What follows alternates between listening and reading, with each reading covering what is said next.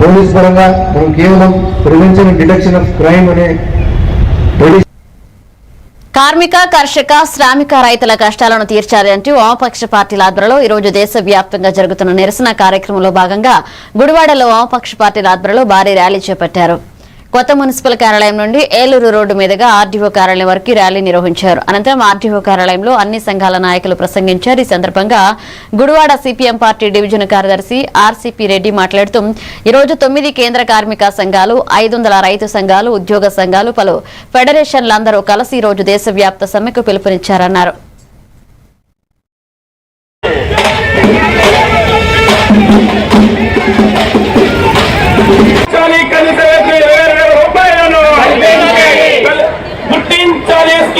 ప్రభుత్వ ఉద్యోగులుగా గుర్తించాలి, స్కీమ్ వర్కర్లు ప్రభుత్వ ఉద్యోగులుగా ఇవ్వాలి, ఇవ్వాలి స్టీల్ ప్లాంట్ కి సొంత గనులను ఇవ్వాలి, ఇవ్వాలి స్టీల్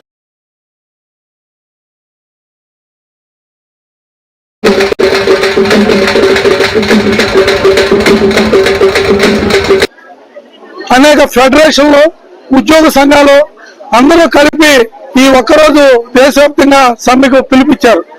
ప్రధానమైన డిమాండ్ లేబర్ కోడ్లను వ్యతిరేకిస్తేనే లేబర్ కోడ్లు వెనక్కి తీసుకోవాలి, తీసుకునేదేగా పోరాటం నిర్వహించాలనేది ప్రధాన ఉద్దేశం.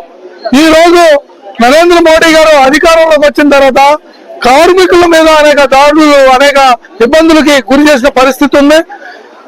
మేము మెట్మలో ఆర్టీగా పనిచేస్తున్నాను. గత కొన్ని సంవత్సరాలుగా పనిచేస్తూ మాకు గవర్నమెంట్ కొంచెం వేతనం అనేది ఇస్తుంది. అలాగే మాకు మహిళా ఆకాశం అని చెప్పేసి మాకు ఒక యాప్ ని మాకు ఇచ్చారు. ఎస్హెచ్జీలని మోటివేట్ చేసి వాళ్ళని ఆన్లైన్ చేయమని. ఆ యాప్ చేస్తే కనుక మీకు 8,000 కంపల్సరీగా ఇస్తామమ్మా అని చెప్పేసి ఎస్హెచ్జీలకి చెప్పడం జరిగింది. అయినా సరే మేము పక్కాగా నెలంతా మేము ఆన్లైన్ చేసినా సరే మాకు శాలరీస్ అయితే 8,000 అయితే పడుతుండేదండి. 6,000, 5,000, 3,000 పడిన వాళ్ళ ఆర్పీలు కూడా ఉన్నాము.